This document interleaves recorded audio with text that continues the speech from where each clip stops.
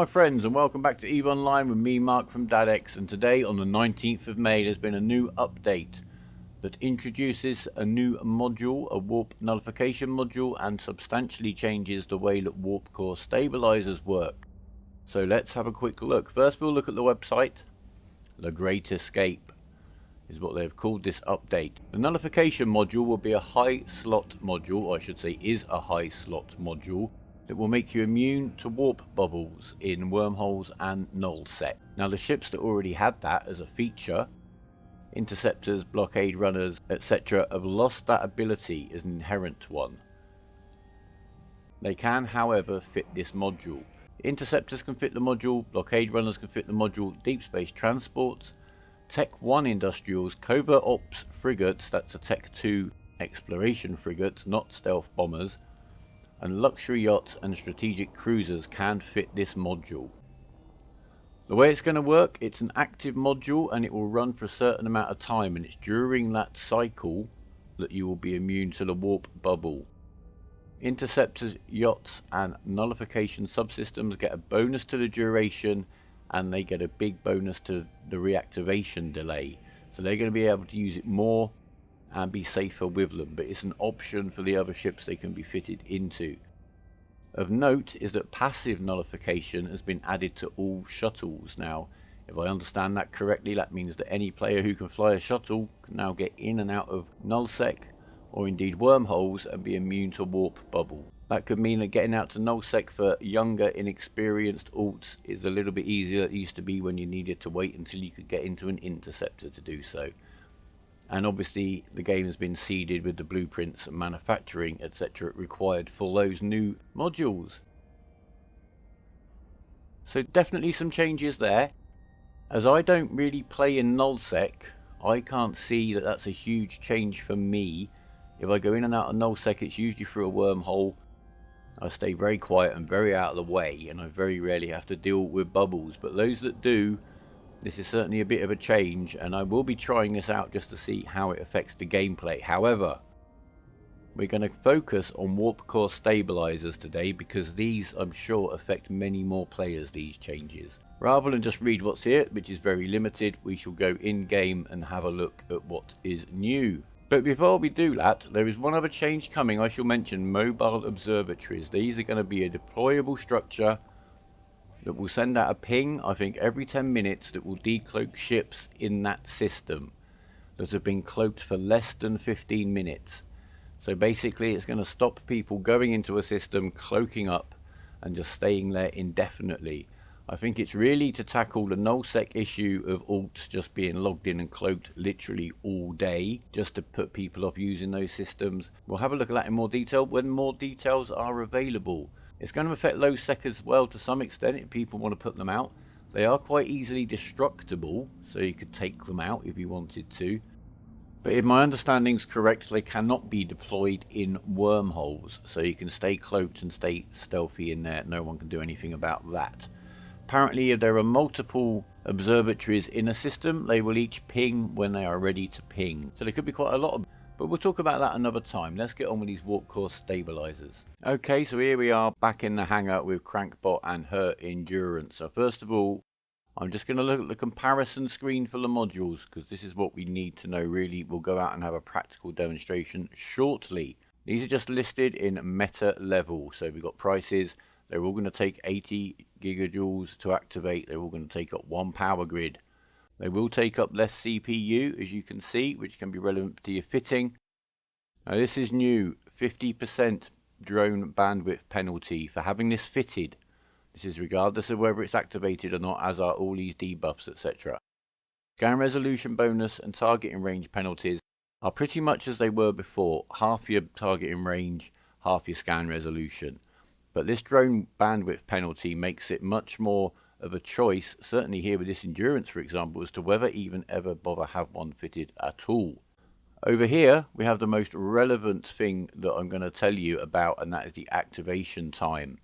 It ranges from 10 seconds up to 18 seconds for the faction versions. Note that there is no warp core stabilizer that will give you more than 2 points of protection. There was speculation about a faction version that might give you 3 points. That does not exist. You can only fit one of these, as we'll see. So that means you can never have more than 2 points of protection on any ship that doesn't already have a hull bonus. And I will confirm that the Venture and the Deep Space Transport still have their +2 inherent protection in the hull.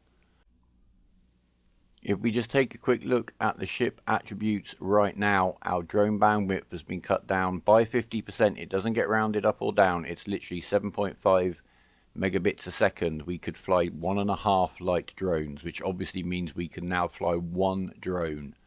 And with the endurance, where I have the drone bay loaded with 3 Hornets to kill the little rats if they come and annoy me, and 3 Hornet ECM drones as a little bit of a dice roll to maybe help us get away if we get a bit trapped. It basically means there's no point in me having a warp core stabilizer fitted at all. Not that I usually would when I'm out mining. Not for me personally. You may make a different decision. That's entirely up to you. So here I am in Anne, in my Heron, getting gently scrambled by my neighbour, Flak Monkey, who's helping me out just to get this footage. A little truce has been called temporarily. We're in a duel, otherwise, because he's aggressed me, the station guns would be pounding him.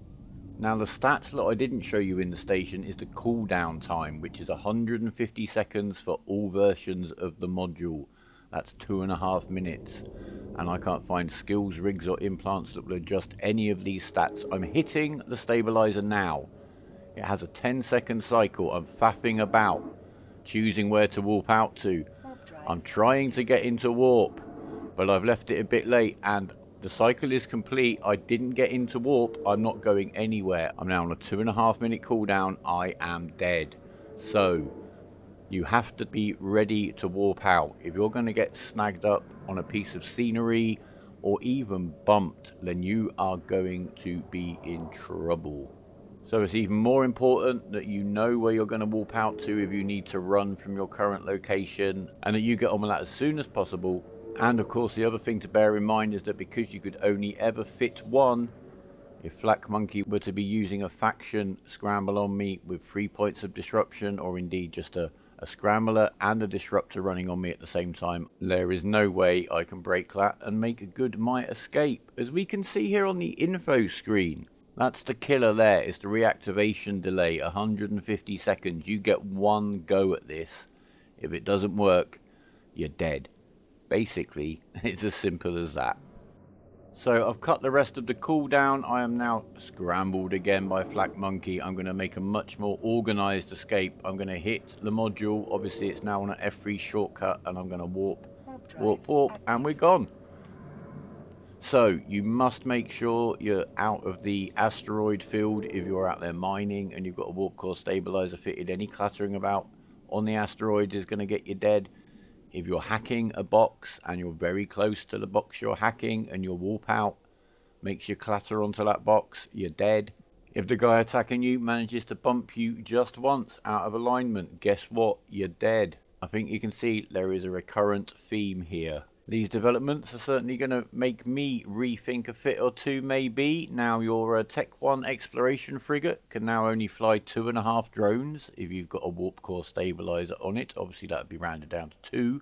And we're all going to have to work on our basic escape and evasion techniques and not have the reliance on the warp core stabilizer.